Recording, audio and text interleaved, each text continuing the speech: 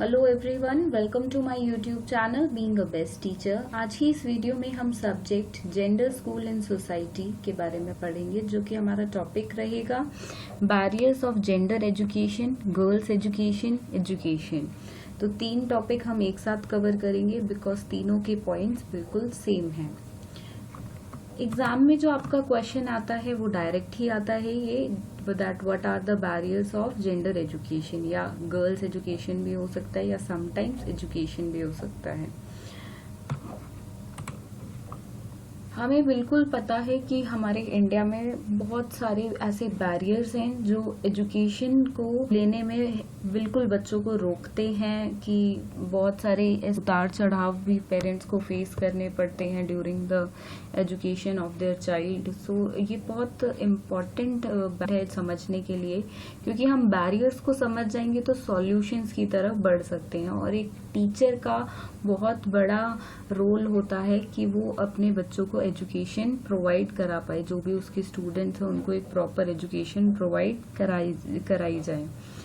अब जिन भी बैरियर्स की यहाँ पे बात करेंगे हम, ये मेजर बैरियर्स हैं। इसके अलावा और भी बहुत सारे बैरियर्स हैं जो डेली लाइफ में बच्चे फेस करते हैं, और उसी वजह से बहुत बारी कुछ पेरेंट्स अपने बच्चों को स्कूल भेजते ही नहीं है, या बहुत सारे बच्चे विड्रॉ भी हो जाते हैं स्कूल से इसी कारण।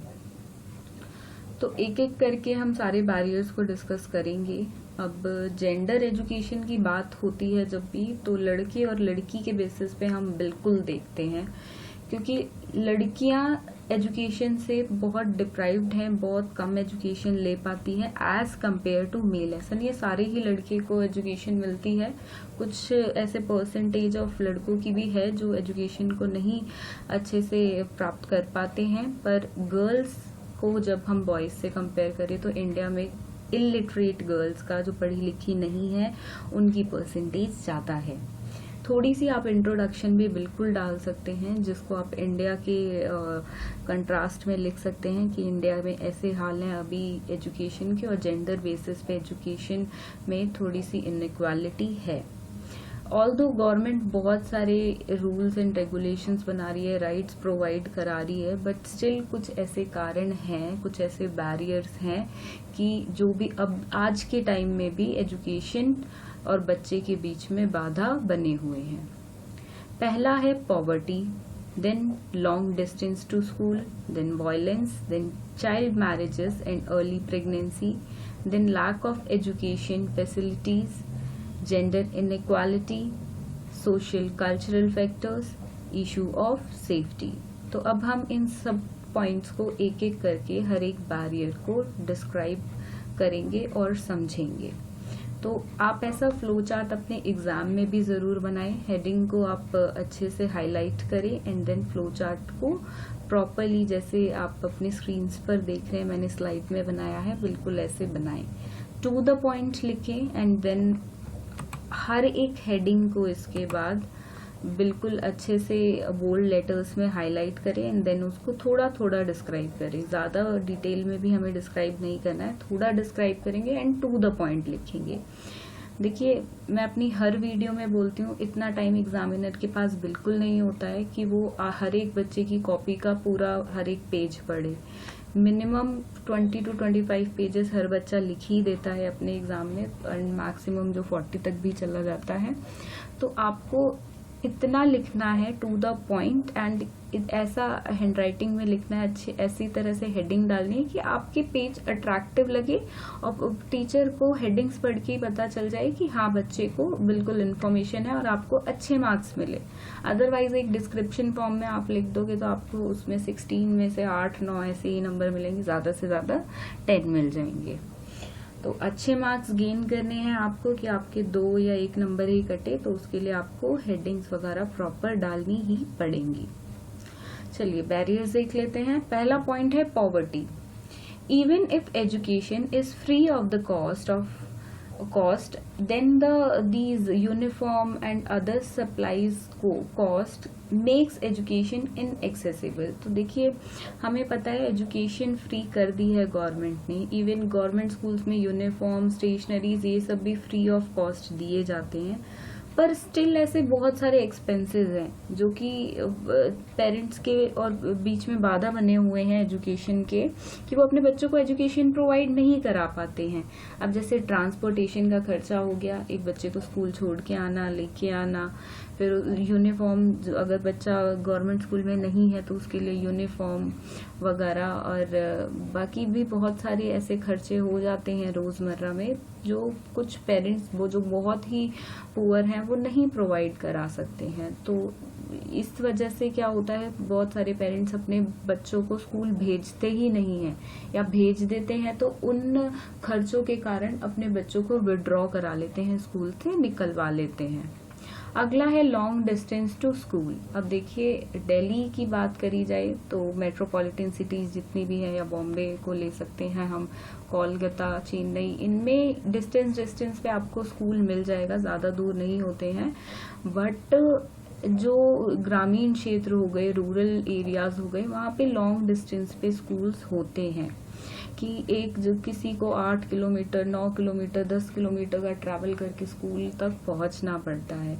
तो ऐसे में बहुत रिस्की हो जाता है पेरेंट्स के लिए अपने बच्चों को अकेले स्कूल भेजना या किसी के साथ स्कूल भेजना है। कई बार होता है कोई वैन या ट्रांसपोर्टेशन ऐसा कुछ मिल नहीं रहा है भेजने के लिए, और पेरेंट्स को क्योंकि काम करना होता है तो वो रोज अपने बच्चों को छोड़ के आना, लेके आना पॉसिबल उनके लिए हो नहीं पाता। और एक टाइम पे पेरेंट्स सोचते हैं कि बच्चा चलो चला जाएगा स्कूल में, कुछ भी सोच लिया किसी पेरेंट ने कि ठीक है हमारा एरिया में जा सकता है, बहुत सारे बच्चे इकट्ठे होके जा रहे हैं। तो उसके बाद एक गर्ल्स का इशू आ जाता है कि गर्ल्स के लिए पेरेंट्स ओवर प्रोटेक्टिव हो जाते हैं, जो कि बिल्कुल होना सही भी है। तो मेनली इसलिए देखा गया है कि गर्ल्स का रेशो एजुकेशन में परसेंटेज बहुत कम है कि गर्ल्स जो स्कूल आती हैं। तो this is one of the point. अगला है वॉयलेंस। अब देखिए, बच्चे को वॉयलेंस भी फेस करना पड़ जाता है बहुत बार। अगर बच्चा एक पिछड़े वर्ग का है, नीची जाति से बिलोंग करता है, तो उसको स्कूल में बहुत सारा फेस करना पड़ जाता है वॉयलेंस। या तो टीचर्स कर देते हैं, स्कूल के कुछ अदर पीपल, उसके बच्चे जो साथ पढ़ रहे हैं वो कर देते हैं। तो इसकी वजह से बच्चे को अच्छा नहीं लगता, वो घर आके बताता है, पेरेंट्स विड्रॉ करा लेते हैं स्कूल से, या कुछ पेरेंट्स किसी और की स्टोरी सुनते हैं तो वो अपने बच्चों को भेजते ही नहीं है। तो एक तरह से वॉयलेंस फिर बड़ा कारण बन जाता है बच्चों की एजुकेशन में बाधा बनने का, बैरियर बन जाता है ये। एंड डॉटर्स की बात किया जाए तो लड़कियों का भी हमें पता है कि बहुत तरह का उनको जाते आते वक्त या स्कूल बिल्डिंग में ही, स्कूल प्रॉपर्टी के with in he violence face करना पड़ जाए। ऐसा देखिए बहुत कम केसेस हैं ये, बट ये जो केसेस बाकी लोग सुनते हैं तो वो डर जाते हैं एंड नहीं भेजते हैं। तो किसी भी तरह से आप लगा लो, ये बैरियर बन ही जाता है एजुकेशन में। नेक्स्ट पॉइंट है children marriages and early pregnancy, बाल विवाह। बाल विवाह देखिए अब मॉडर्नाइजेशन आ रहा है तो कम होता जा रहा है, लेकिन आज भी बहुत जगहों में और स्पेशली ग्रामीण इलाकों में, रूरल एरियाज में आज भी बाल विवाह होते हैं। तो बाल विवाह के कारण बहुत सारी लड़कियां या लड़के भी नहीं जा पाते हैं स्कूल में।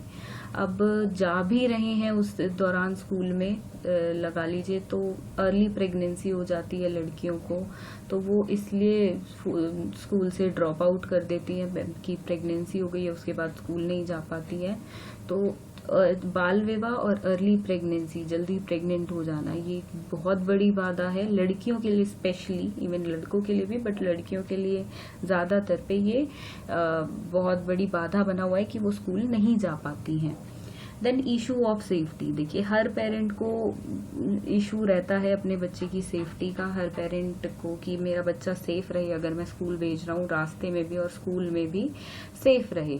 पर बहुत सारे ऐसे इंसिडेंट सोसाइटी में हो जाते हैं जिसकी वजह से पेरेंट्स फील नहीं करते हैं, और स्पेशली गर्ल्स को लेकर, क्योंकि अगर रेशो देखा जाए तो क्राइम का, तो वो इंसिडेंट्स जो हैपन हुए हैं वो लड़कियों के ज्यादा सुनने में आते हैं। तो पेरेंट्स क्या करते हैं, एट दी एंड नहीं भेजते हैं अपने बच्चों को स्कूल में, या किसी के पर्टिकुलर एरिया में कोई ऐसी घटना होनी स्टार्ट हो जाती है, कोई इंसिडेंट पर्टिकुलर टाइप का स्टार्ट हो जाता है, तो उस एरिया में जो विड्रॉ रेट्स हैं ज्यादा हो जाते हैं, स्कूल से ज्यादा बच्चे निकलने लग जाते हैं। तो इस सेफ्टी इशू की वजह से एक बैरियर है जो जेंडर एजुकेशन को बिल्कुल रोक रहा है, बिल्कुल बैरियर बना हुआ है कि बच्चे स्कूल नहीं जा पा रहे हैं। अगला है gender inequality. Girls are often kept home from school to help with family care and house work. देखिए, सोच हमारी सोसाइटी की जो जेंडर बेसिस पे है वो ये है कि लड़का है तो बाहर जाएगा कमाएगा, लड़की है तो घर में रहेगी, घर के काम करेगी और बच्चों को संभालेगी। देखिए, सेक्सुअल बेसिस पे कोई डिफरेंस, कोई डिस्क्रिमिनेशन नहीं है, सिर्फ डिफरेंस होता है, वो होता है कि आपकी सेक्स अलग अलग है, आपको बायोलॉजिकली आपकी बॉडीज में कुछ अंतर है। पर जेंडर बेसिस पे जो डिफरेंस, ये डिफरेंस भी नहीं कहेंगे, डिस्क्रिमिनेशन जो बनाया है वो सोसाइटी ने बनाया है। उसने लड़के और लड़कियों के रोल असाइन कर दिया कि लड़कियों को ये काम करने हैं, लड़कों को ये काम करने हैं। तो इसी वजह से लड़कियों के लिए तो एजुकेशन को बिल्कुल देखा ही नहीं जाता है और उनको घर पे बिठा दिया जाता है कि छोटी एज में अपनी मम्मा की हेल्प करेंगी, घर के काम करेंगी, बिल्कुल घर के काम काज में हाथ बटाएंगी और बड़े होके फिर शादी हो जाएगी, वहां पे काम करेंगी। तो इस तरह से जेंडर इनइक्वालिटी ने जेंडर एजुकेशन के बीच में एक बैरियर है। Then social cultural factors. देखिए, कुछ कल्चर्स में क्या होता है, कुछ सोसाइटीज में ये बिल्कुल एक कल्चर बन जाता है कि हमारे बच्चे तो स्कूल नहीं जाएंगे, हमारे बच्चों को ये हमारे कल्चर में नहीं है, हमारी कोई ऐसी रीति रिवाज या परंपराओं में कभी नहीं देखा गया कि हमारे यहाँ के बच्चे पढ़ाई लिखाई करेंगे। तो उनके कल्चर में एजुकेशन नहीं है तो वो अपने बच्चों को स्कूल बिल्कुल नहीं भेजते हैं। तो अब इस वजह से क्या होता है, बच्चे स्कूल नहीं जा पा रहे हैं, घर पे बैठे हैं, पीढ़ी दर पीढ़ी वो अनपढ़ ही रह जाते हैं। तो ऐसी सोच को बिल्कुल बदलने की जरूरत है ताकि हर बच्चा एजुकेशन का लाभ उठा पाए। एंड इसमें देखिए, कुछ कल्चर्स की अगर हमने बात करी है कि बच्चों को ही अलाउड नहीं होता है, बट गर्ल्स के लिए स्पेशली, कि आजकल मान लेते हैं कि लड़के को तो चलो बाहर जाना है, बाहर की दुनिया को टैकल करना है तो एजुकेशन जरूरी है, बट लड़कियों के लिए तो आप कोई भी पॉइंट जितने भी अब तक डिस्कस करते हैं, हर उसमें लड़कियों को ज्यादा फेस करना पड़ा है एजुकेशन को, कि वो एजुकेशन को प्राप्त नहीं कर पा रही हैं। इवन बॉयज के लिए भी है, बट परसेंटेज बॉयज की कम है और लड़कियों की ज्यादा है। तो यही थे सारे फैक्टर्स जो बैरियर बने हुए हैं जेंडर एजुकेशन में। और आपको जब एग्जाम में क्वेश्चन अटेम्प्ट करना हो तो ऐसे ही आप प्रॉपरली अटेंड करें with proper headings, flow chart and थोड़ी सी इंट्रोडक्शन के साथ। ये बिल्कुल हेल्प करेगा आपको अच्छे मार्क्स गेन करने में। तो होप सो आप सभी को वीडियो पसंद आया होगा। हमारे चैनल को जरूर सब्सक्राइब कर दें ताकि आप भविष्य में ऐसी अच्छी वीडियोस का आनंद उठाते रहें। Thank you.